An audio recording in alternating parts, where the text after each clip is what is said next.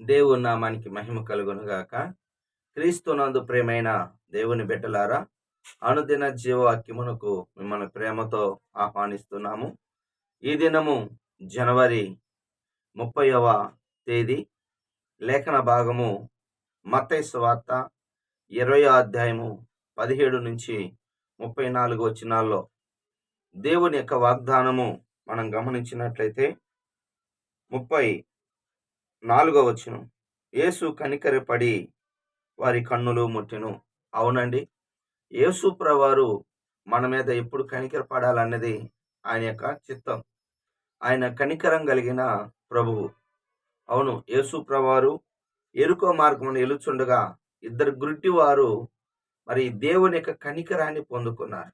ఏ విధంగా కనికరాన్ని పొందుకున్నారు అంటే, వారు యేసు ప్రభువారు వెళ్తున్నప్పుడు ఆ యొక్క అనేక మంది జన సమూహం యొక్క శబ్దం విని ఎవరెళ్తున్నారు అడిగినప్పుడు, ఇదిగో దావీదు కుమారుడు నజరేయుడైన యేసు వెళ్తున్నాడు ఆ మార్గమున అని చెప్పినప్పుడు వారు గట్టిగా కేకలు వేశారు.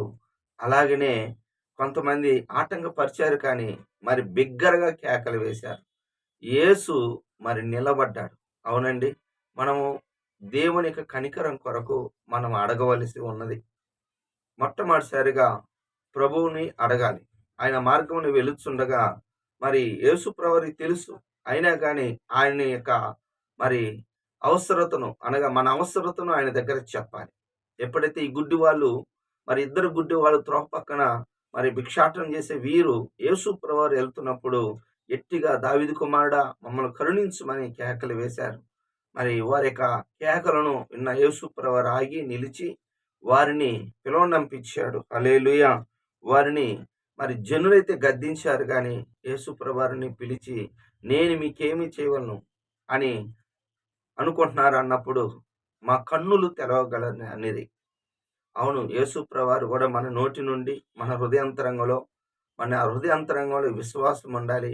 నోటి ద్వారా ప్రభు చేయగలడని నమ్మినప్పుడు మరి ప్రభువా నువ్వు మా కన్నులు తెరవగలవు అనేది.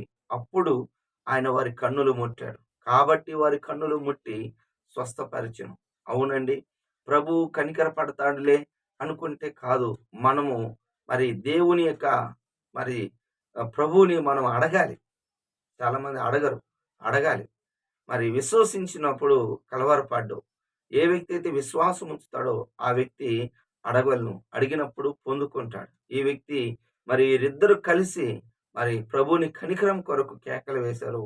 మనం కూడా దేవుని కొరకు దేవుని దగ్గర కనికరం కొరకు అడిగినప్పుడు మనల్ని కూడా స్వస్థపరిచే దేవుడుగా, బాగు చేసే దేవుడుగా, సహాయం చేసే దేవుడుగా మనకు ఉంటాడు. ఈ దినం ఒప్పుకోవాల్సిన పాపాన్ని మనం చూసినట్లయితే మరి 22వ వచనం, యేసు మీరేం అడుగుచున్నారో అది మీకు తెలియదు. ఇక్కడ జబదయి కుమారుడు యోహాను యాకోబు యొక్క తల్లి వచ్చి యేసు ప్రభువారిని అడుగుతుంది. ఏమంటే, సింహాసనమందు కుడి పక్కన ఒకరు, ఎడం పక్కన ఒకరు. ఒక్కోసారి మనం దేవుణ్ణి అడుగుతాం, కానీ బైబిల్లో రాయబడింది యాకోబు రాసిన పత్రిక 4వ అధ్యాయం 1వ వచనం నుండి, మీరు అడుగుచుందురు కానీ మీ దురుద్దేశంతో అడుగుతున్నారు కాబట్టి మీకేమీ దొరకటం లేదు. అడిగేటప్పుడు మంచి ఉద్దేశంతో న్యాయంగా అడగాలి. ఇక్కడ మనం గమనించినట్లయితే జబదయి కుమారుల యొక్క తల్లి గారు కుడి పక్కన ఒకరు, ఎడం పక్కన ఒకరు కోరుచున్నారు. ఒక్కోసారి మనం అడుగుతున్నది ఏదో మనకు తెలియదు, కానీ మనం అడిగేటప్పుడు మరి ఆయన చిత్తానుసారంగా న్యాయంగా అడగవలెను. ఆ న్యాయంగా అడిగినప్పుడు దేవుడు సహాయం చేస్తాడు, కానీ ఏదో అధికారం కోసము ఆధిపత్యం కోసము కాదు. నాకొక్కడికే ఈ పదవి కావాలన్నట్లుగా మందిరములో కానీ, సంఘంలో కానీ, గృహంలో కానీ ఉండకూడదు. ఇది నా ఆజ్ఞ ఏమిటి అంటే మరి 26వ వచనం, మీలో ఎవడు గొప్పవాడై ఉండగోరునో వాడు మీకు పరిచారకుడై ఉండవలెను. అంటే బైబిల్ ప్రకారంగా లోకములో అయితే అధికారము, లోకములో ధనము, జ్ఞానం అనేది అధికారంగా ఉంటుంది, కానీ ప్రభువు దగ్గర ఎవరైతే తగ్గించుకుంటారో, పరిచారకుడిగా తగ్గించుకుంటారో వారు గొప్పవారని వాక్యం సెలవిస్తుంది. మనల్ని మనం తగ్గించుకోవాలి. తర్వాత దేవుడు మనల్ని హెచ్చిస్తాడు. మోషే కింద యెహోషువ బైబిల్లో రాయబడింది. నిర్గమకాండ 24వ అధ్యాయం 13వ వచనములో మనం గమనించినట్లయితే మోషే అనే పరిచారకుడు అంటే మొదటిగా యెహోషువ పరిచారకుడిగా ఉన్నాడు. యేసు ప్రభువారు కూడా మరి పరిచర్య చేయించుకోవటం కాదు, కానీ పరిచర్య చేయుటకు అనేక మందికి క్రయధనంగా ఉన్నట్టుకోవచ్చు. అవును. తను తాను తగ్గించుకున్నవాడు హెచ్చించబడును. కాబట్టి మనము ఏదో అధికారం, దాహం కోసం కాకుండా దేవుడి దగ్గర తగ్గించుకొని అడిగితే దేవుడు మనల్ని గొప్ప చేస్తాడు. దేవుడు మనల్ని గొప్ప చేస్తాడు. అవును. ఈ దినము మనం కూడా ముందుగా పరిచర్య చేద్దాం. ప్రభువే మనల్ని హెచ్చిస్తాడు, ఘనపరుస్తాడు. కాబట్టి యెహోషువ గూడా గొప్ప నాయకుడయ్యాడండి. గొప్ప నాయకుడయ్యాడు. మోషే తర్వాత అంతటి గొప్ప నాయకుడు ఎవరయ్యంటే యెహోషువే. కాబట్టి మనం తగ్గించుకొని పరిచర్య చేస్తే దేవుడు గొప్పగా మనల్ని దేవుడు దీవిస్తాడు. దేవుడు ఈ మాటలు దీవించునుగాక. ప్రార్థన చేసుకుందాం. ప్రేమ కలిగిన తండ్రి యేసయ్య నీకు వందనాలు, స్తోత్రాలు. ఈ దినమునైనా నీ కృపలో, నీ దయలో నాయనా మా మీద కనికరపడే దేవుడుగా నాయనా తండ్రి ఎవరైతేనైనా కనికరం కొరకు ఎదురు చూస్తున్నారో వారు నాయన నీ దగ్గర కేకలు వేసేవాళ్ళుగా, నిన్ను అడిగేవాళ్ళుగా దయచేయమని నీ కృప చూపించండి. అయ్యా మాకు ఏదో తెలిసిందని అడగటం కాకుండా విశ్వాసంతో అడుగు, నీ చిత్తానుసారంగా మేము ఏది అడిగినను అది మాకు దయచేస్తారు తండ్రి. దురుద్దేశంతో మేము అడగకుండా మంచి ఉద్దేశంతో అడిగేటట్లుగా సహాయం చేయండి.